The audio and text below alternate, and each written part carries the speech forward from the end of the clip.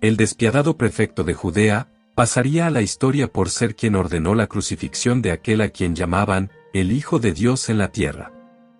A pesar de que este no era el deseo final del mismo, aún así terminó siendo influenciado por el Sanedrín de Jerusalén, y algunos pobladores de Judea, pero lo que en realidad la mayoría pasa por desapercibido, es el hecho de que la muerte de Jesús repercutiría en la vida del gobernador de Judea, de alguna u otra manera según algunos escritos no canónicos.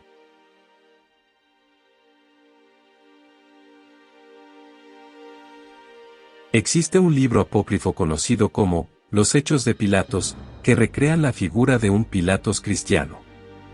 Según dicha versión, Pilatos y su esposa Claudia, al final se convirtieron al cristianismo, luego del milagro que llegaría a oídos de todos, sobre la resurrección de Jesús. Por lo tanto, se nos ofrecen dos versiones de su muerte.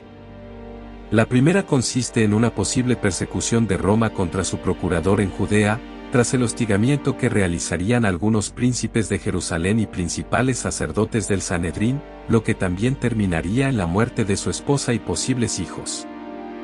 La segunda nos daría el mejor panorama posible para Poncio Pilatos, que luego de su conversión al cristianismo, indudablemente buscaría refugio en alguna zona en donde la persecución judeo-romana no haya llegado aún, por lo que su muerte pudo ser pacífica.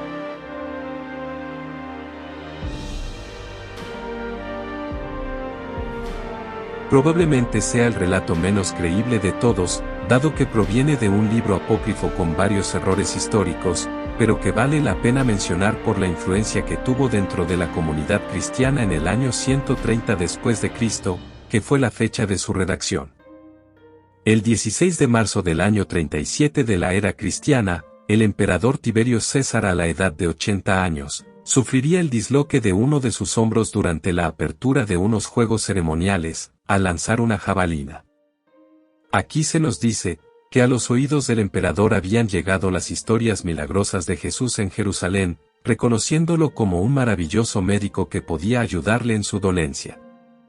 El problema para Tiberio, es que al enviar a su mensajero Volusiano a Judea, se entera que Poncio Pilatos, su procurador en esa región, había mandado a crucificar a Jesús en la colina del Gólgota.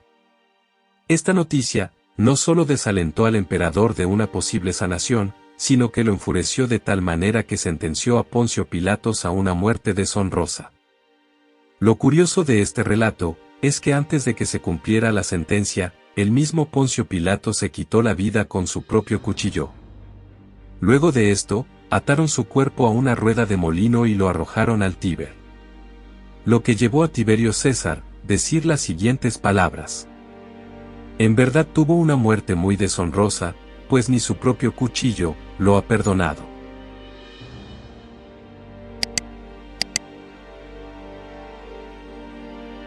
Los registros históricos más fieles que se tienen de la presencia de este personaje muy peculiar, son las que nos ofrece el historiador judío Flavio Josefo, en sus escritos, Antigüedades de los Judíos, en la que nos cuenta que luego de los acontecimientos relacionados con Jesús, Poncio Pilatos tuvo que lidiar con una situación muy confusa con algunos habitantes de Samaria. Se narra la historia de un hombre fantasioso, que hacía lo posible por ganarse la confianza y la admiración del pueblo, a tal punto que convenció a una gran cantidad de samaritanos a que subieran al monte de Garizim, porque afirmaba que ahí se encontraban escondidos algunos de los vasos sagrados usados por Moisés durante el Éxodo, basados únicamente en la presencia del sacerdote Uzi en las crónicas de los reyes de Judá, sobre una tradición samaritana. Fue tanto el alboroto que provocaron los samaritanos, que Poncio Pilatos al enterarse de esto, se apresuró en movilizar a sus soldados de caballería e infantería, para anticiparse al grupo que subiría al monte de Garizim, pensando que esto era una revuelta más del pueblo.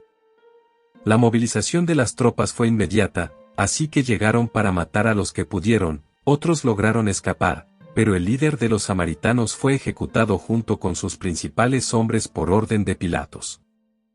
Esto hizo que el senado de los samaritanos se presentara ante Vitelio gobernador de Siria, que tenía como jurisdicción Samaria, para acusar a Pilatos de las muertes, diciéndoles que ellos no se habían reunido para rebelarse contra Roma, sino para escapar de la violencia de Pilatos.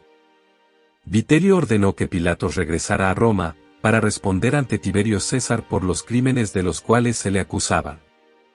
De esta forma Pilatos, después de pasar 10 años en Judea, se dirigió a Roma para rendir cuentas, pero antes de llegar a la ciudad, el emperador Tiberio falleció.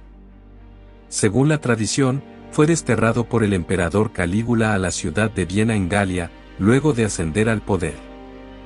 El historiador Eusebio de Cesarea afirma que Poncio Pilatos puso fin a sus días quitándose la vida, lo que debió ocurrir en el año 39 después de Cristo. Estos son todos los registros que se tienen del prefecto de Judea, Poncio Pilatos. Independientemente de su final, su figura ha quedado para la posteridad, por el simple hecho de vivir en los inicios de la era cristiana y de su expansión por Occidente, enmarcándolo no solo en la historia, sino en la tradición religiosa.